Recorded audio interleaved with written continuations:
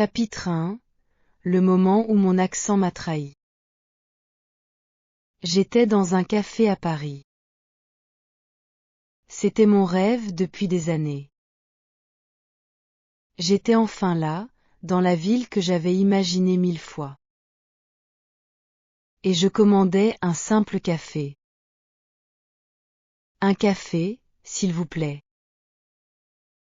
Je n'avais prononcé que 4 mots. 4 petits mots que j'avais pratiqués des centaines de fois dans ma chambre. Des mots si simples qu'un enfant de 3 ans pourrait les dire. Mais quand ils sont sortis de ma bouche, quelque chose s'est passé.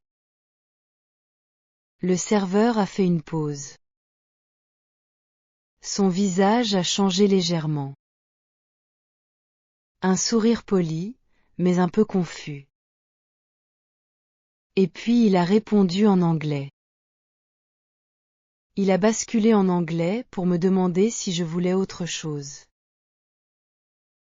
Mon cœur s'est serré.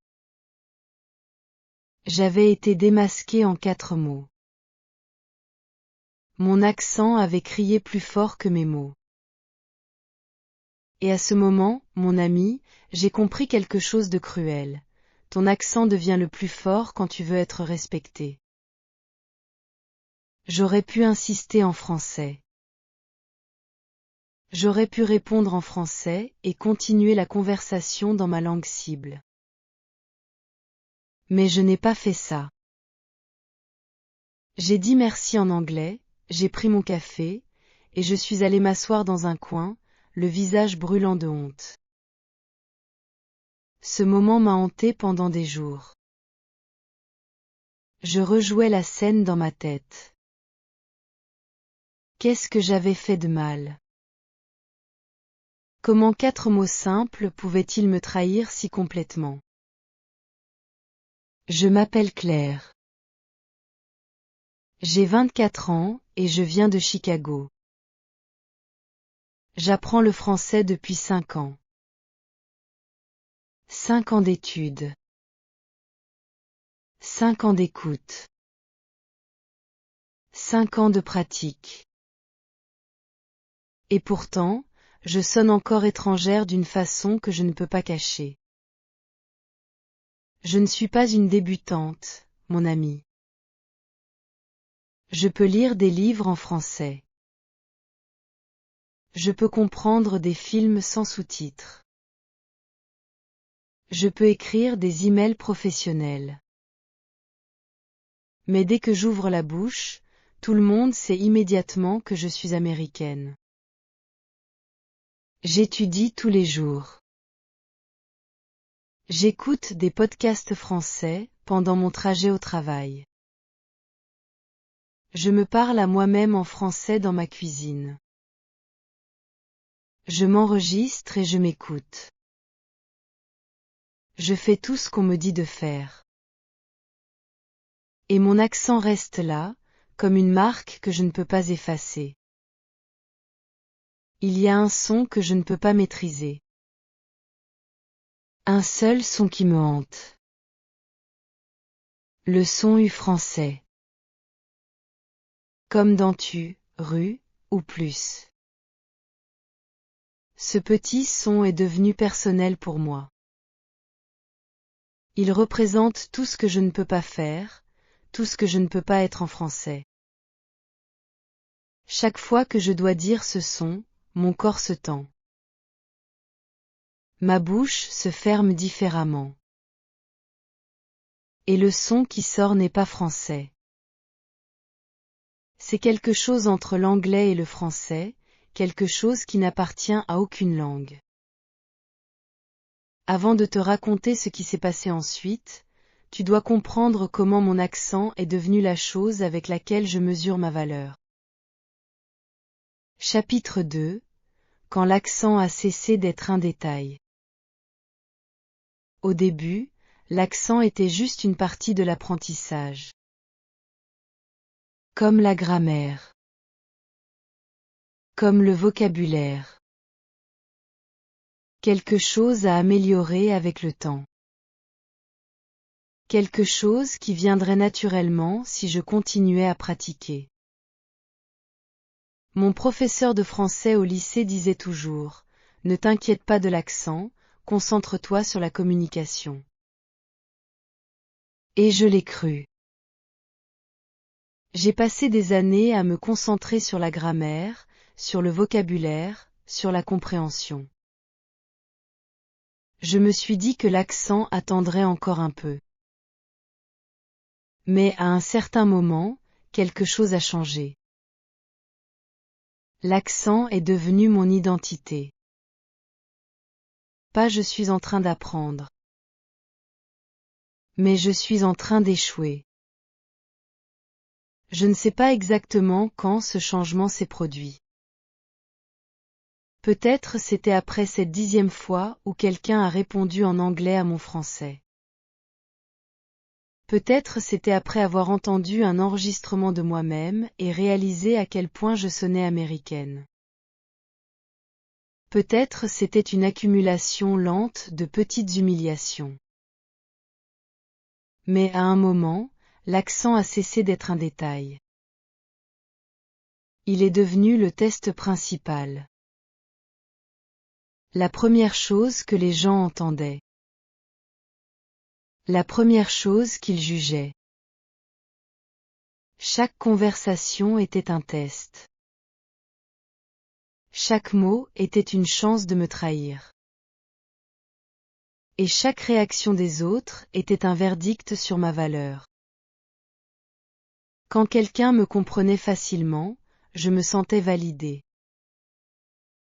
Peut-être que je suis assez bonne.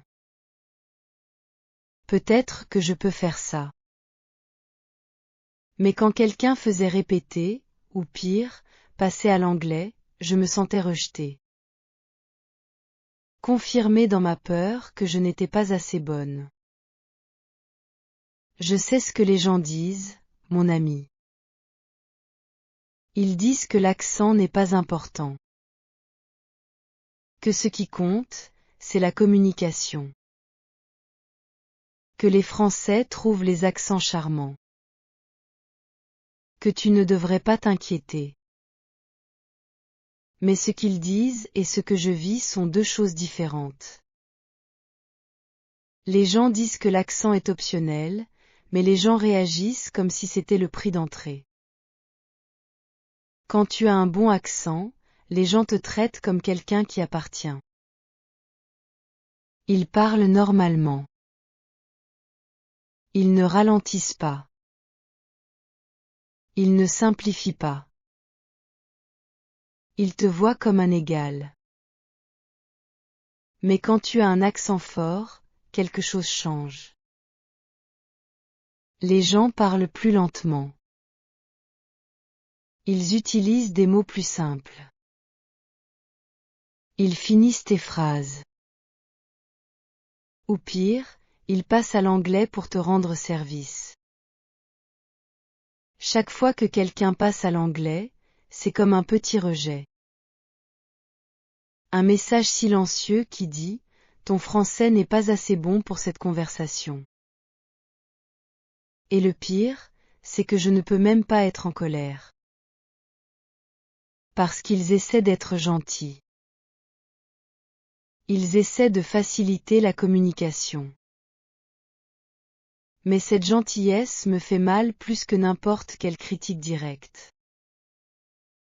J'ai commencé à chercher une solution. Il devait y avoir une méthode. Un secret que je ne connaissais pas encore.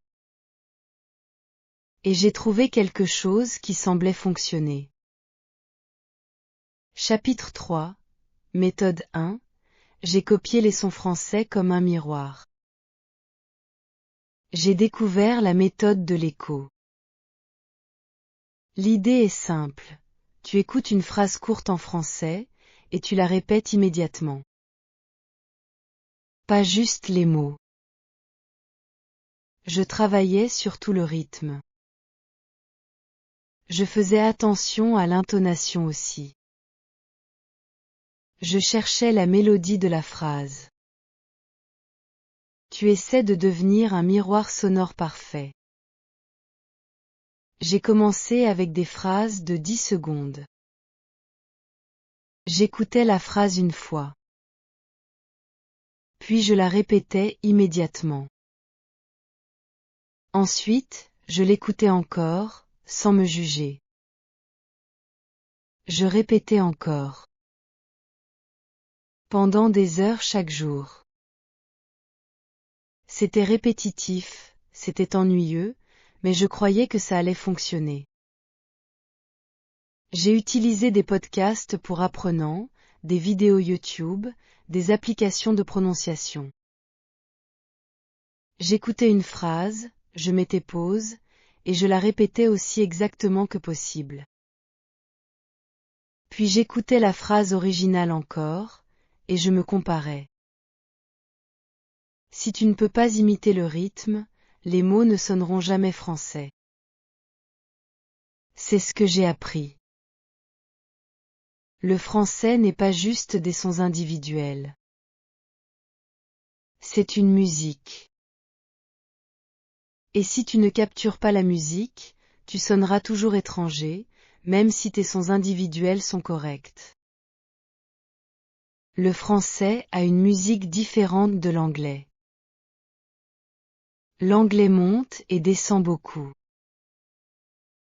Le français est plus plat, plus régulier, avec des accents à la fin des groupes de mots.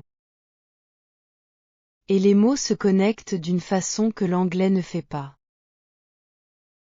Alors j'ai travaillé sur la musique.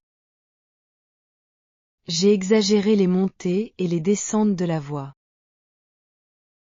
J'ai connecté les mots comme les Français le font. J'ai respiré au même moment qu'eux. J'ai essayé de capturer non seulement ce qu'ils disaient, mais comment ils le disaient. Et quelque chose a commencé à changer, mon ami. Après une semaine de pratique intensive, je me suis enregistrée. Et pour la première fois, j'ai entendu quelque chose de différent. Pas parfait, mais différent. Je voulais que tout sonne plus français. J'étais excitée, mon ami. Je pensais avoir trouvé la clé. Je pensais que c'était juste une question de temps et de pratique. Quelques mois de plus, et mon accent serait corrigé. Mais la deuxième semaine, les progrès se sont arrêtés. Je pratiquais les mêmes heures, avec la même intensité. Et rien ne bougeait. J'étais coincée sur un plateau. C'est là que j'ai appris la vérité cruelle. Je pouvais sonner mieux en pratique, et quand même m'effondrer dans la vraie vie. Chapitre 4. Les deux accents, moi en pratique et moi en public. Il y avait deux versions de moi en français, mon ami. L'accent de la chambre et l'accent public. Et ces deux accents étaient des personnes complètement différentes. Dans ma chambre, seule, détendue, avec tout le temps du monde, je pouvais sonner correct. Mes sons étaient propres. Mon rythme était bon. Je me sentais presque française. Je m'enregistrais et je m'écoutais, et parfois je me surprenais. Pas mal, Claire. Pas mal du tout. Je pratiquais des dialogues imaginaires. Je parlais à mon miroir. Je me racontais ma journée. Et dans ces moments privés, mon français était acceptable. Mon accent était toujours présent, mais il était gérable. Il ne me faisait pas honte. Mais en public, avec de vraies personnes, sous pression, tout s'effondrait. Mon accent revenait. Mes sons devenaient anglais. Ma bouche oubliait tout ce qu'elle avait appris. C'était comme si une autre personne prenait le contrôle de ma voix. Cette division était déchirante. C'était comme avoir deux voix. Une voix pour moi-même, et une voix pour le monde. Et la voix pour le monde était celle que je détestais. J'ai essayé de comprendre pourquoi cette différence existait. Pourquoi je pouvais sonner bien seul et mal en public. Et j'ai commencé à voir le pattern. J'ai commencé à comprendre pourquoi. Le stress rend l'accent pire. Quand tu es stressé, ton corps se tend. Ta mâchoire se serre. Ta langue devient rigide. Tes épaules montent. Ta respiration devient courte. Et tous ces muscles tendus produisent des sons tendus.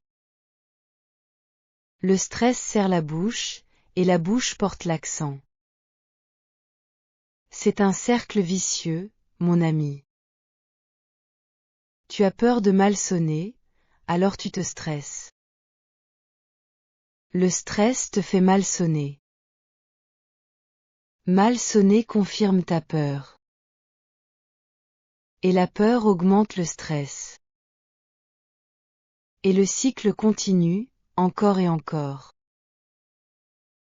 Sous pression, mon corps revenait à ce qu'il connaissait le mieux, les sons anglais. Avec le temps, ce geste devenait presque automatique. Je ne choisissais pas de sonner américaine. Mon corps choisissait pour moi. Et le son qui me hantait, le U français, devenait impossible sous pression.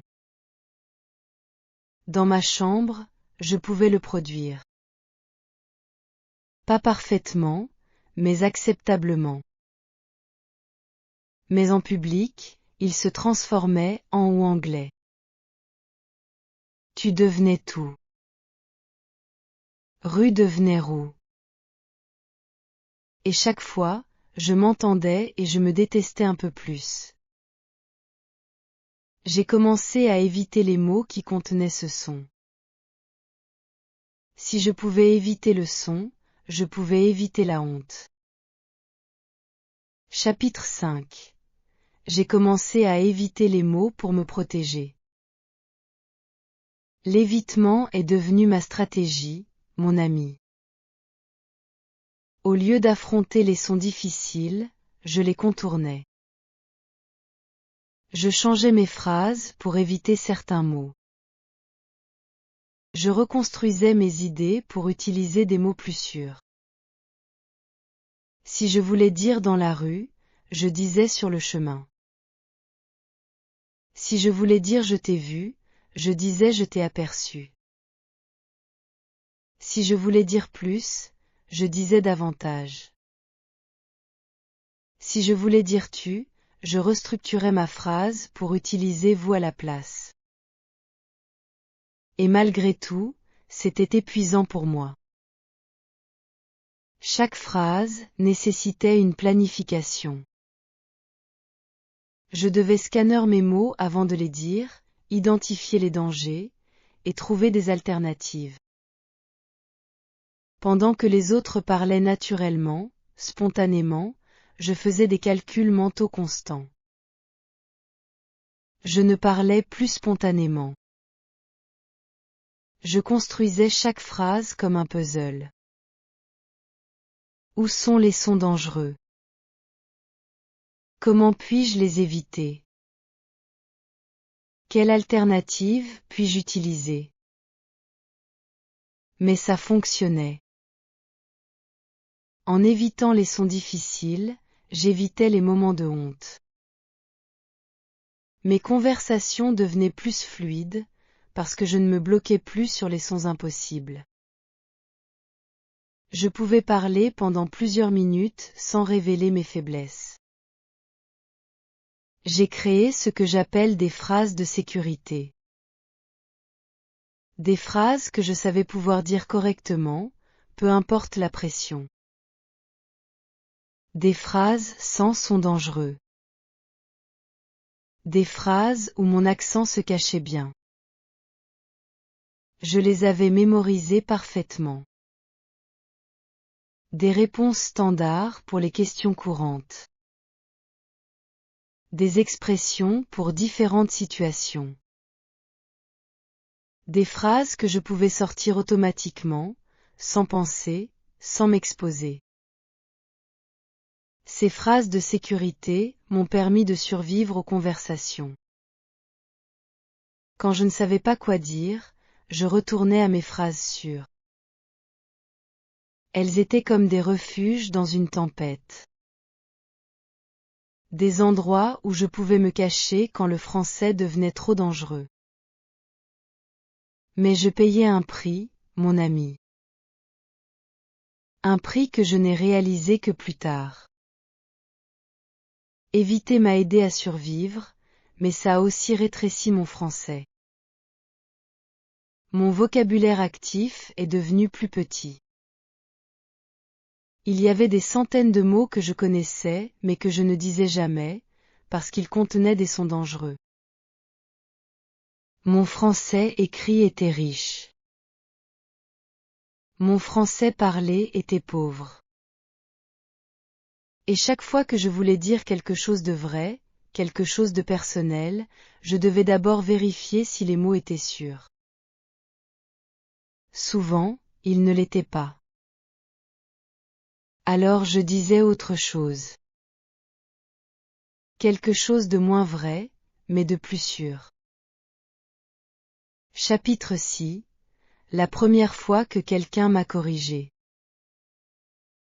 C'était pendant un dîner avec des collègues français. Je parlais de mon week-end. J'ai dit quelque chose avec le mot culture. Et j'ai mal prononcé le U. Une femme à côté de moi m'a interrompu gentiment.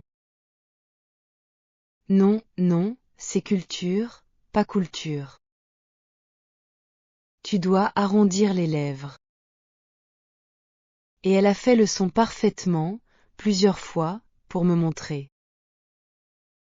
Elle voulait m'aider, mon ami. Je le sais. Elle était gentille. Elle souriait pour rester polie. Elle n'avait aucune intention de me blesser. Mais cette correction a atterri comme une petite humiliation. Devant tout le monde. Au milieu de mon histoire. On m'avait arrêté pour corriger ma bouche. J'ai souri aussi, pour faire semblant. J'ai dit merci. J'ai essayé de répéter le son. Ce jour-là, j'ai eu l'impression d'avoir échoué.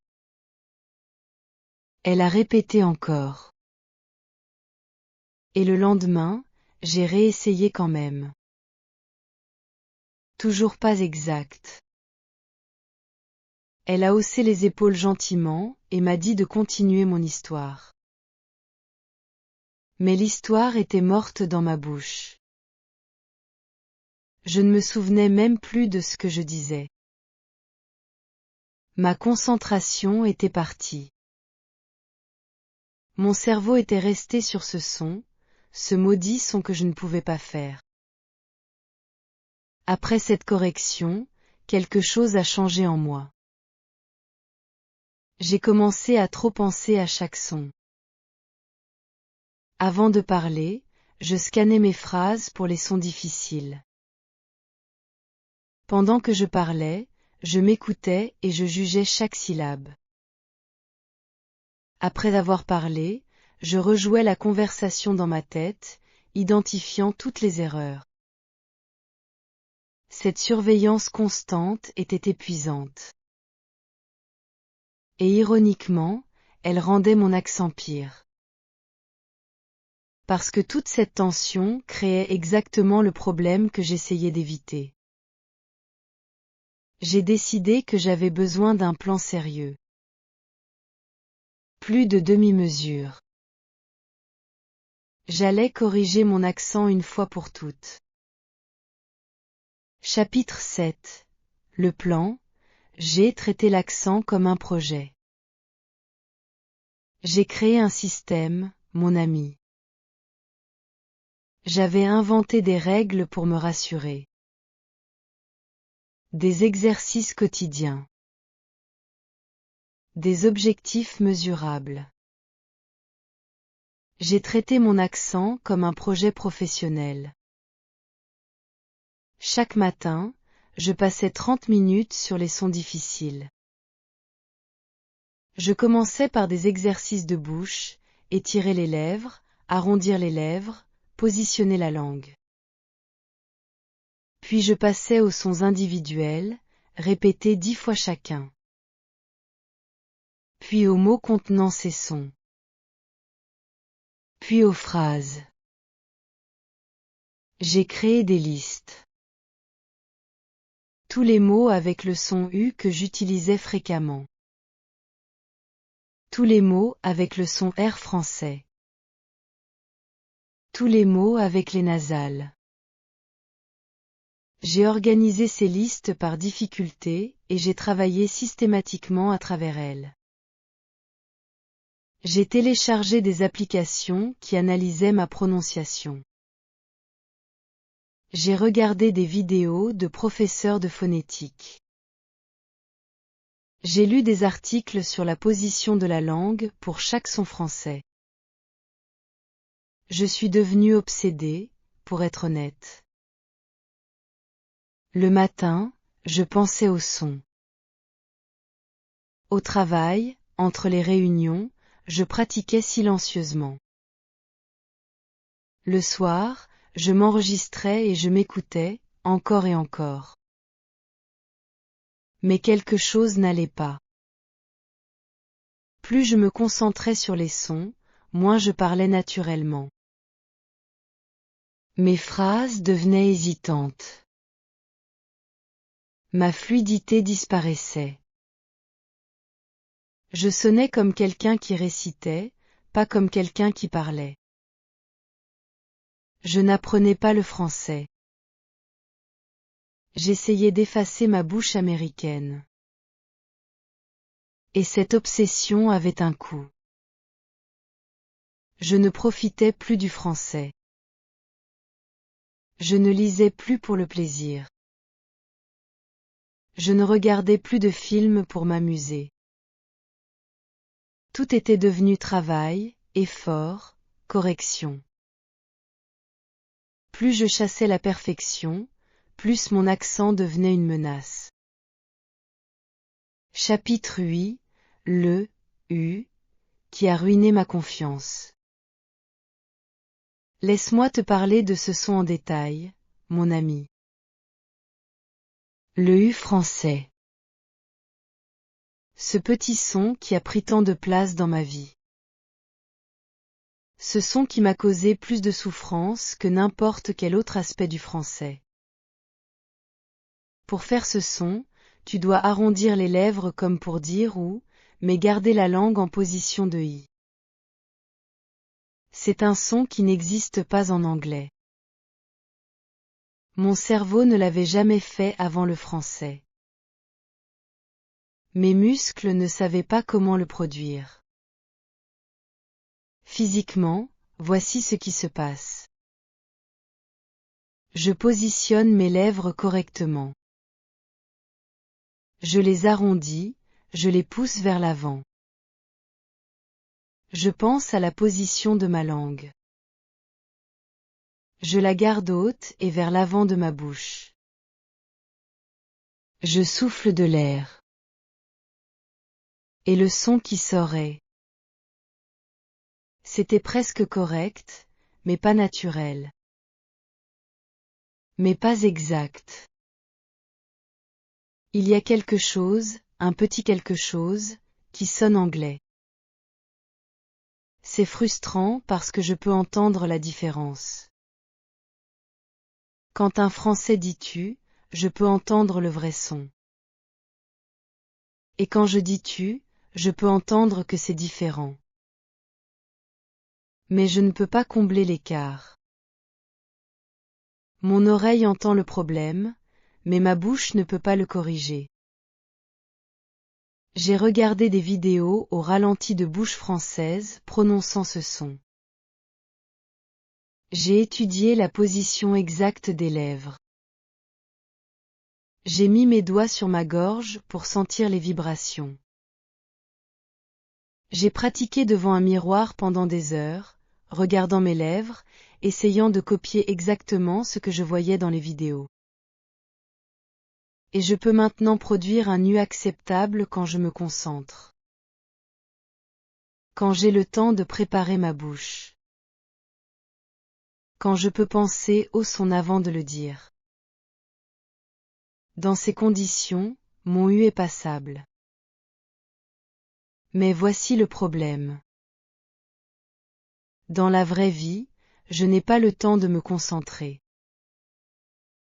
Les conversations vont vite. Les mots s'enchaînent. Et ce son doit sortir automatiquement, sans réflexion. Et quand il doit sortir automatiquement, il revient à sa forme anglaise.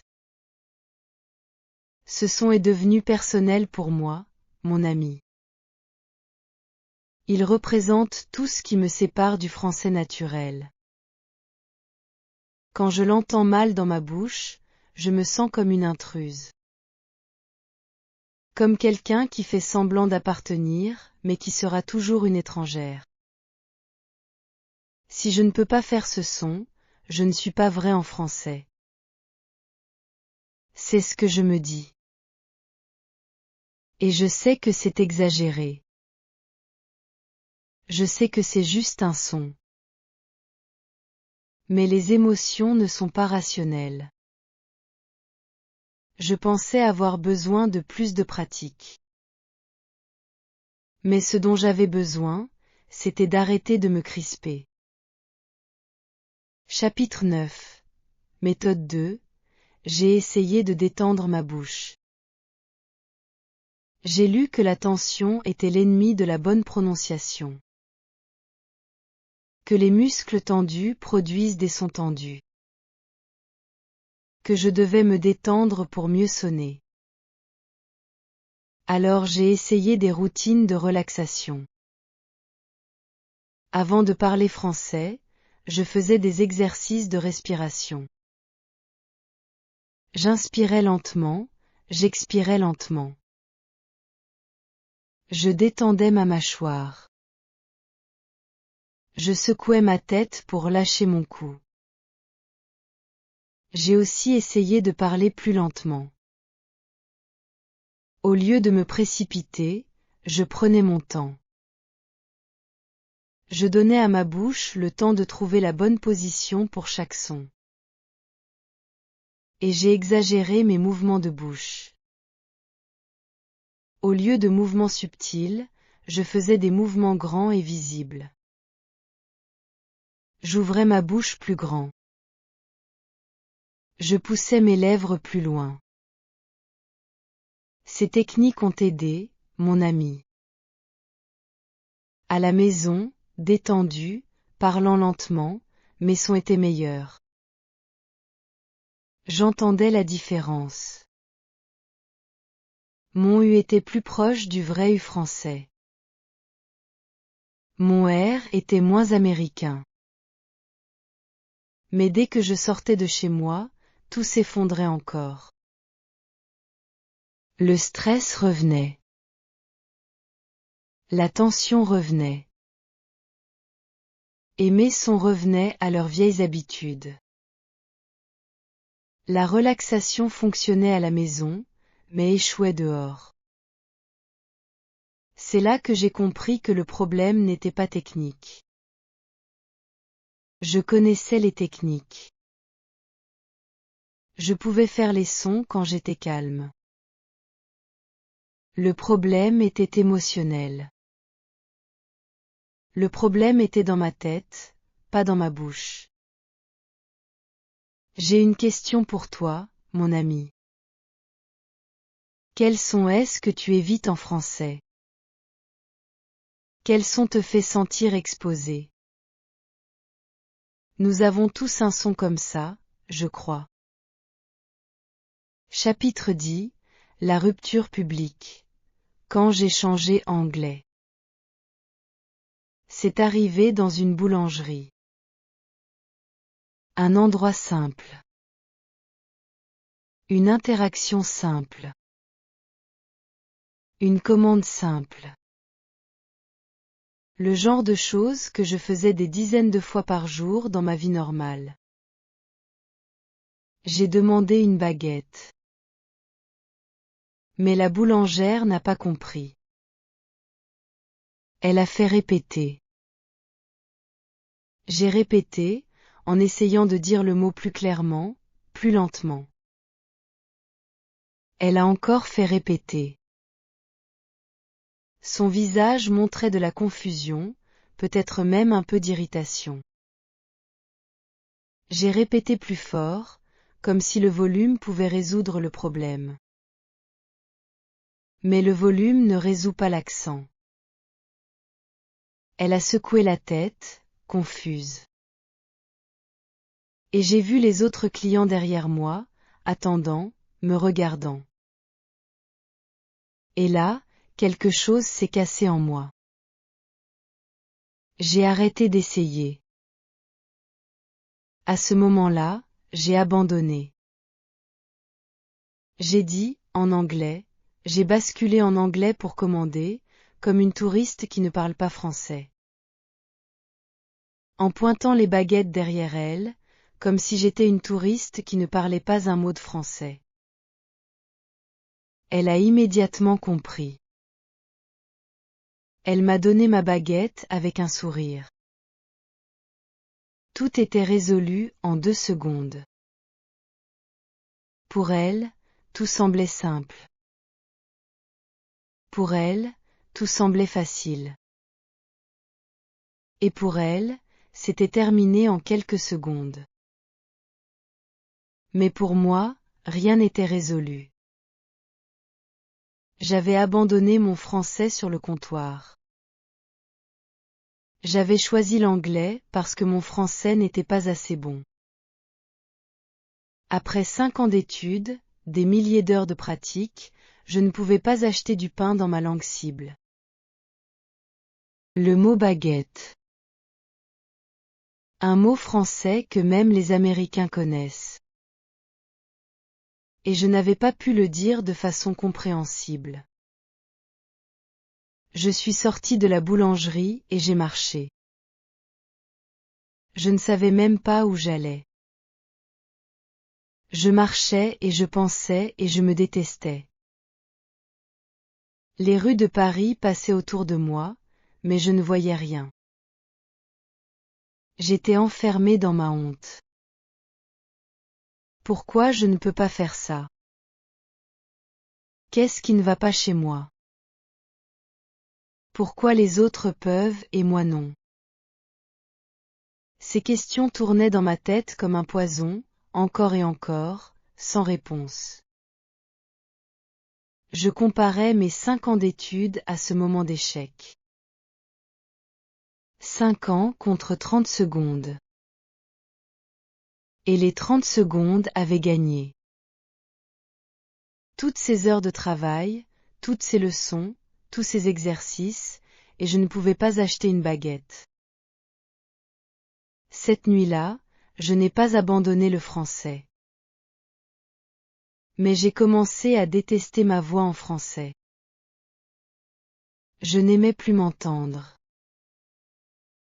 Chaque fois que je parlais et que j'entendais mon accent, je sentais cette boulangerie. Cette confusion restait collée à ma gorge. Cet échec restait collé à ma poitrine. Chapitre 11. La jalousie. Entendre des accents parfaits en ligne. J'ai commencé à regarder des vidéos d'autres apprenants de français. Des Américains, des Britanniques, des Australiens qui avaient appris le français et qui le parlaient magnifiquement. Je cherchais de l'inspiration, des conseils, des preuves que c'était possible. Leurs accents étaient presque natifs. Leur air roulait parfaitement. Leur U sonnait vrai. Leur nasal était impeccable. Ils semblaient français, même s'ils ne l'étaient pas. Quand tu fermais les yeux et que tu les écoutais, tu ne pouvais pas dire qu'ils étaient étrangers. Et moi, je les regardais et je me sentais en retard. Je me suis senti inférieur, sans raison logique. Je me suis senti incapable de faire mieux. Comment est-ce possible? Comment peuvent-ils sonner comme ça alors que je sonne comme ça? Comment ont-ils fait? Qu'est-ce qu'ils ont que je n'ai pas? Pourquoi leur bouche fonctionne et la mienne non? Est-ce que je suis juste moins talentueuse? Est-ce que quelque chose ne va pas avec mon oreille, ma bouche, mon cerveau? Je lisais les commentaires sous leurs vidéos. Les gens étaient impressionnés. Waouh, ton accent est incroyable. On dirait que tu es française. Tu as vécu en France toute ta vie? Tu es sûr que tu n'es pas français? Et je me demandais si quelqu'un dirait jamais ça de moi. Je me disais que je n'y arriverais probablement pas. Je me disais que je n'y arriverais peut-être jamais. Peu importe combien je pratiquais, peu importe combien d'heures j'investissais, je ne sonnerais jamais comme eux. Mais j'ai réalisé quelque chose d'important, mon ami. Ces vidéos étaient des moments sélectionnés. Ces personnes avaient enregistré des dizaines de prises et gardé la meilleure. Elles avaient préparé, pratiqué, perfectionné chaque phrase avant de filmer. Ce n'étaient pas des conversations spontanées. C'étaient des performances. Je ne me comparais pas aux Français. Je me comparais à une bande d'émaux. Dans la vraie vie, même ces personnes faisaient probablement des erreurs. Même elles avaient probablement des moments où leur accent craquait. Des moments où le stress prenait le dessus. Des moments où leurs vieux son revenaient. Mais ces moments n'étaient pas sur YouTube. On ne voit que le meilleur sur les réseaux sociaux, jamais les échecs. Malgré cette réalisation, la comparaison continuait de me blesser. Parce que même si c'était des performances, ces performances étaient meilleures que mon meilleur français. Même leur version éditée était hors de ma portée. Alors j'ai cherché la solution la plus rapide. Et ça s'est retourné contre moi. Chapitre 12, méthode 3. J'ai essayé de pirater l'accent. J'ai trouvé des vidéos qui promettaient des raccourcis. Comment sonner français en une semaine. Le secret pour un accent parfait. Le truc que personne ne te dit. J'ai essayé leur technique, mon ami. J'ai surnasalisé mes voyelles. J'ai surroulé mes R. J'ai exagéré l'intonation française jusqu'à la caricature. J'ai imité des stéréotypes de français. L'idée était de forcer les sons français. De les pousser si fort qu'ils deviendraient naturels. De surcompenser pour compenser.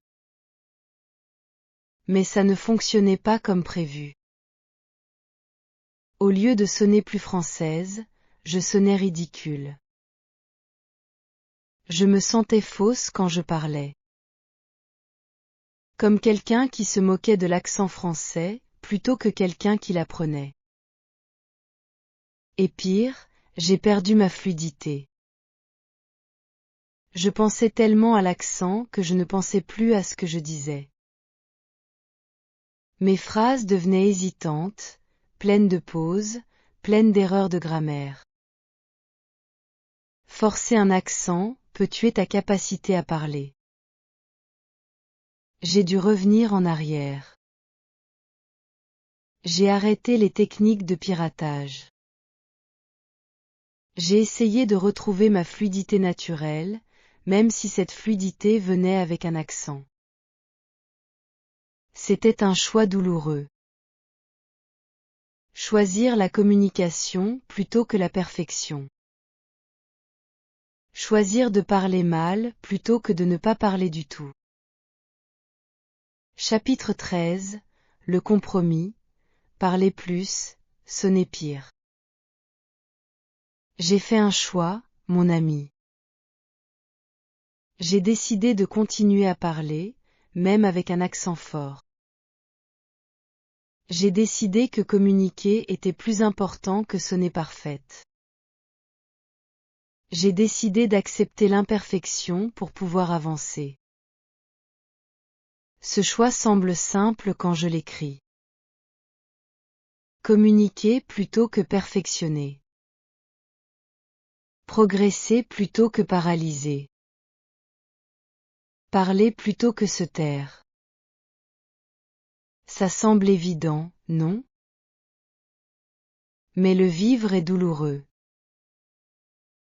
Chaque conversation est un rappel de mes limites. Chaque phrase est une exposition de mes défauts. Chaque mot est une révélation de qui je suis et de qui je ne suis pas. Je sais que les gens m'entendent et pensent, elle est américaine. Je peux voir le moment de reconnaissance dans leurs yeux. Ce petit moment où ils me catégorisent. Je sais qu'ils ajustent leurs attentes. Je sais que je ne serai jamais une vraie dans leur esprit. Je serai toujours l'américaine qui parle français. Pas quelqu'un qui parle français. Une américaine qui essaie. Et j'essaie de faire la paix avec ça. J'essaie de me dire que ce n'est pas grave. Que l'accent n'est qu'un détail. Que ce qui compte, c'est le message, pas l'emballage. Ces pensées sont vraies, je crois. Rationnellement, je sais que la communication est plus importante que la perfection. Rationnellement, je sais que les gens s'en fichent de mon accent tant qu'ils me comprennent. Rationnellement, je sais que je suis trop dure avec moi-même. Mais ces pensées rationnelles ne changent pas ce que je ressens. Et ce que je ressens, c'est une honte silencieuse, constante, comme un bruit de fond dans chaque conversation française. Un murmure qui me dit, tu n'es pas assez bonne. Tu ne seras jamais assez bonne. J'ai développé une nouvelle stratégie pour survivre. Une stratégie pour vivre avec l'imperfection au lieu d'essayer de l'éliminer. Je choisis un objectif par semaine. Une semaine, je me concentre sur la clarté. Dire chaque mot distinctement, même si l'accent est fort. Pas d'avalement de syllabes. Pas de marmonnement. Juste de la clarté. Une semaine, je me concentre sur le rythme. Parler avec la musique française, même si les sons individuels sont imparfaits. Connecter les mots. Respirer au bon moment. Capturer la mélodie. Une semaine, je me concentre sur le courage. Parler plus longtemps, dire plus de choses, même si je fais des erreurs. Ne pas me censurer. Ne pas éviter les sujets difficiles. Ces objectifs séparés m'aident à ne pas tout essayer en même temps. Parce que tout essayer en même temps est impossible et décourageant. Tu ne peux pas améliorer la clarté, le rythme, les sons individuels, et le courage en même temps. Je me suis dit que c'était trop pour moi. C'est une sensation vraiment paralysante. Mais un objectif à la fois, c'est gérable. Un objectif à la fois, tu peux voir le progrès. Un objectif à la fois, tu ne te noies pas. J'ai essayé d'accepter mon accent. Mais l'acceptation n'est pas la même chose que la paix. Chapitre 14. Le problème d'identité. Qui suis-je en français? Il y a quelque chose de plus profond que l'accent, mon ami. C'est une question d'identité. Une question qui va au-delà des sons et des mots. En anglais, je sais qui je suis. Je suis drôle. Je suis intelligente. Je suis articulée. Je peux exprimer des nuances. Je peux faire des jeux de mots. Je peux être sarcastique, ou tendre, ou professionnel, selon ce que la situation demande. Ma personnalité brille à travers mes mots. Mais en français, je ne suis pas ces choses. Je suis lente. Je suis limitée. Je suis basique. Ma personnalité ne peut pas s'exprimer à travers un vocabulaire réduit et un accent étranger. Je ne peux pas être drôle en français parce que l'humour demande du timing, et mon timing est cassé par les hésitations. Je ne peux pas être articulé parce que mon vocabulaire est trop petit pour les nuances. Je ne peux pas être vraiment moi parce que moi demande une fluidité que je n'ai pas. Et ça me pose une question douloureuse. Qui suis-je en français? Est-ce que cette version lente, limitée, basique est vraiment moi? Ou est-ce que le vrai moi est enfermé derrière une barrière de langue? Parfois je me sens comme deux personnes. La personne anglaise, qui est complète et capable. Et la personne française, qui est une version diminuée, une ombre, une approximation. Mon accent me rappelle constamment que je suis américaine. Il crie mon origine à chaque mot. Il dit aux gens d'où je viens avant que j'aie la chance de me présenter autrement. Et parfois, je ne veux pas être américaine en français. Je veux juste être une personne. Une personne qui parle français. Pas une américaine qui essaie de parler français. Le son qui me hante revient dans les mots que j'ai besoin pour ma personnalité. Je ne peux pas dire ridicule correctement. Je ne peux pas dire sur correctement. Je ne peux pas dire culture correctement. Je ne peux pas dire naturellement correctement. Ces mots sont importants pour qui je suis. J'ai besoin de dire des choses sont ridicules parce que trouver les choses ridicules fait partie de ma personnalité. J'ai besoin de dire que je suis sûre de quelque chose parce que j'aime exprimer la certitude.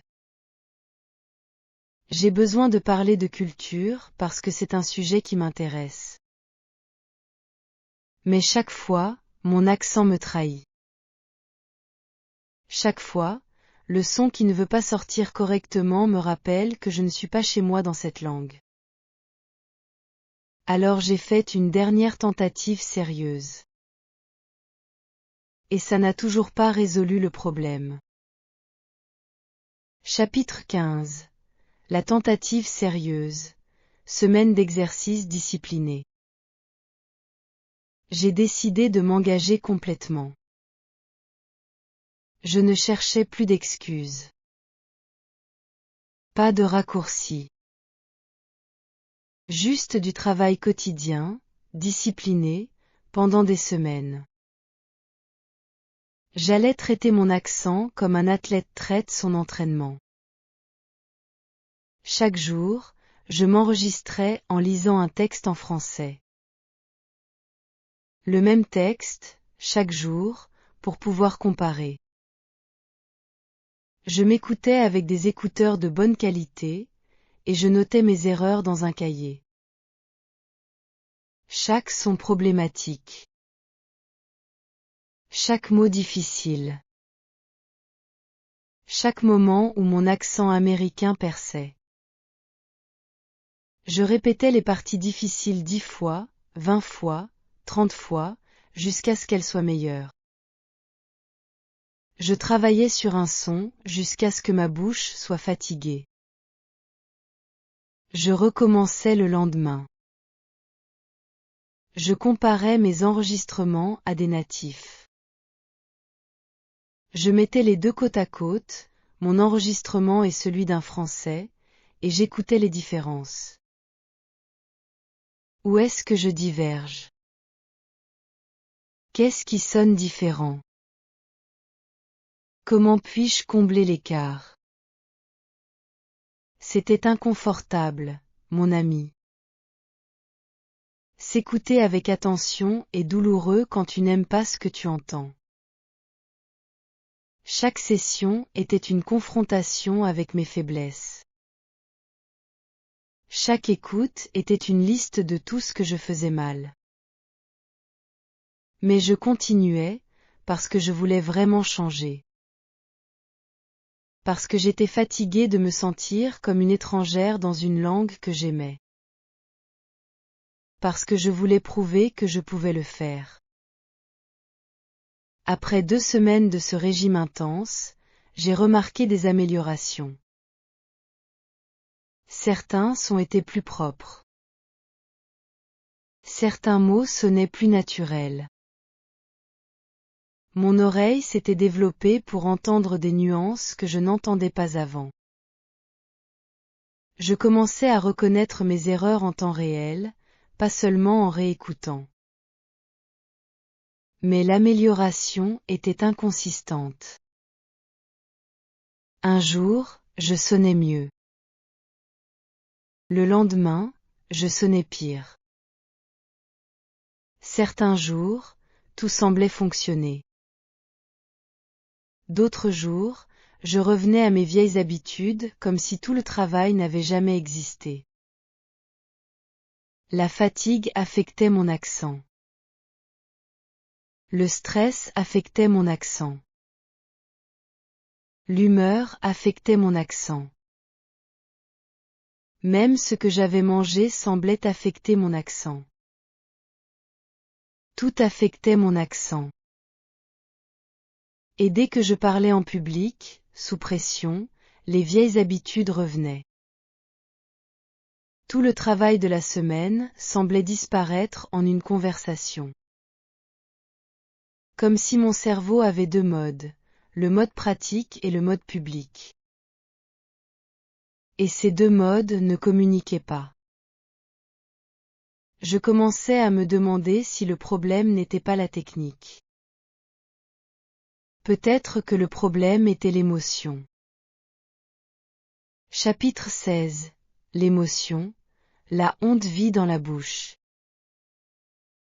J'ai réalisé quelque chose d'important, mon ami. Mon accent n'était pas seulement un son.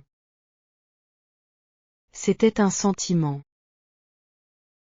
Une émotion incarnée dans ma façon de parler.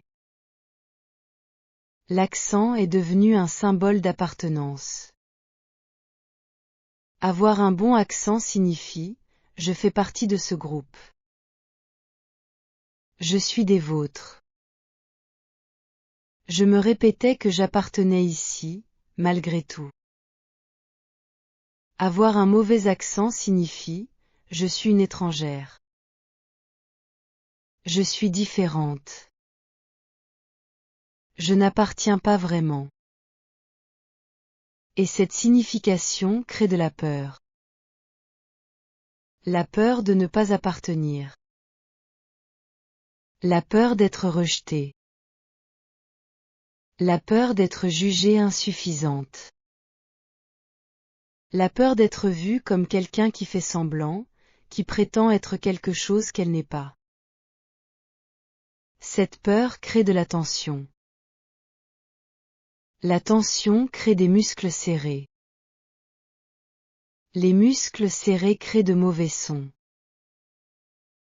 Les mauvais sons confirment la peur.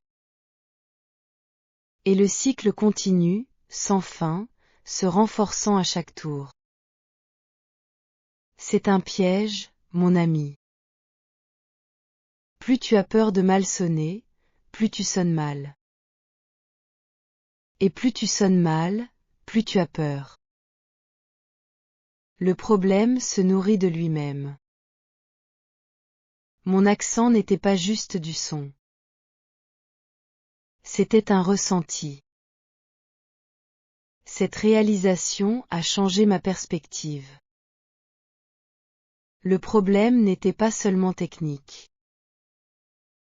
Je ne pouvais pas le résoudre seulement avec des exercices de bouche. Je devais aussi travailler sur l'émotion. Sur la peur. Sur la honte. Pour briser ce cycle, j'ai créé un petit outil. Avant de parler français, je me dis 2 phrases. J'ai le droit de faire des erreurs. Mon accent ne définit pas ma valeur. Ces phrases sont simples, presque stupides. Elles semblent naïves, comme quelque chose d'un livre de développement personnel. Mais elles aident. Elles me rappellent que parler n'est pas un test. Que les erreurs ne sont pas des échecs. Que je suis plus que mon accent. Quand je dis ces phrases avant de parler, quelque chose change en moi. Je suis légèrement plus détendue. Ma mâchoire est légèrement moins serrée. Ma respiration est légèrement plus profonde. Et quand je suis plus détendue, mes sons sont légèrement meilleurs. Ce n'est pas une transformation magique. Ce n'est pas une guérison instantanée. Mais c'est quelque chose. Un petit outil pour un grand problème. Ça m'a aidé à parler. Mais ça n'a pas fait disparaître mon accent. Chapitre 17, où j'en suis maintenant. Toujours en train d'essayer. Toujours exposé. Voici la réalité, mon ami. Après tout ce travail, après toutes ces méthodes, après toutes ces heures de pratique, j'ai encore un accent américain en français.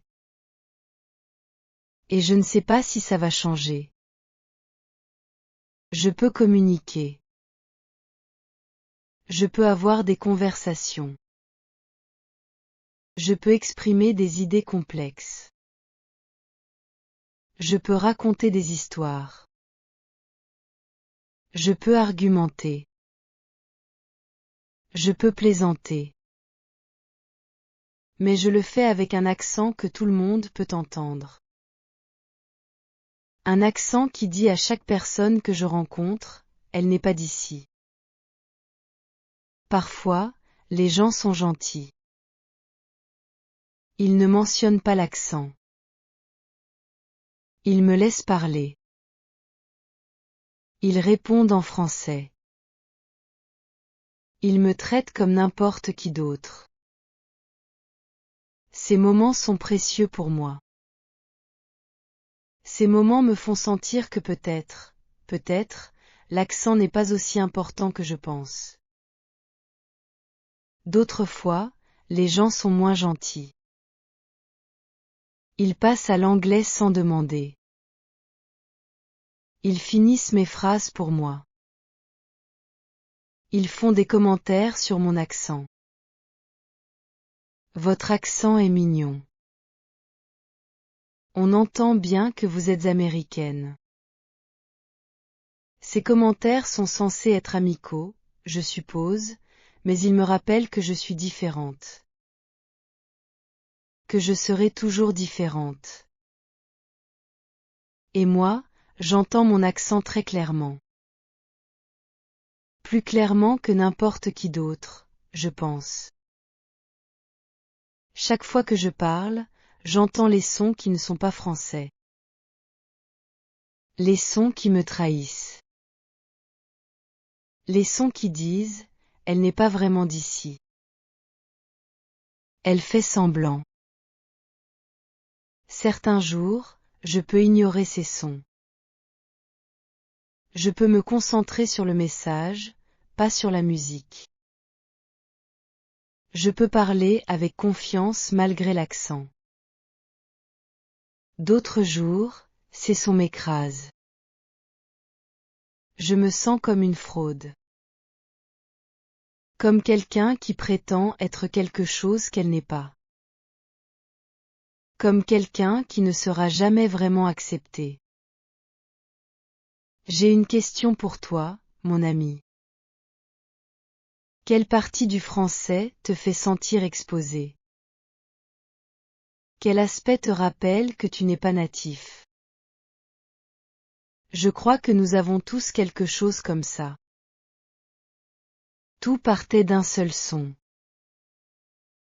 Parfois, c'était un seul mot. Et parfois, c'était une seule situation. Quelque chose qui nous fait sentir vulnérables. Et voici où l'histoire se termine. Pas avec une victoire, mais avec une vérité. Chapitre 18. Pas de fin heureuse. La vérité, tout simplement. Je vais le dire sans embellir les choses, parce que c'est comme ça que je le vis.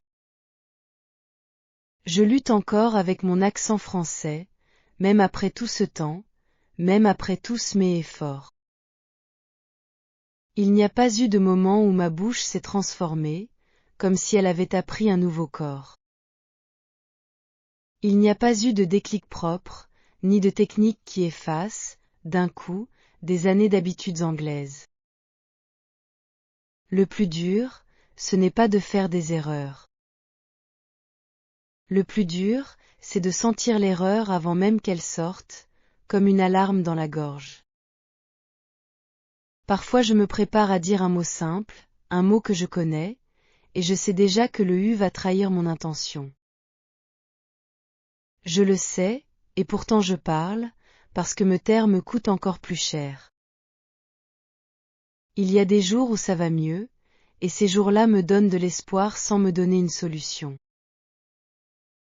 Et il y a des jours où tout se resserre dans ma bouche, comme si mon corps refusait le français. Je reviens alors à mes méthodes, je répète, j'écoute, je corrige, et je recommence, mais la lutte reste là. Elle ne se termine pas, elle change seulement de forme.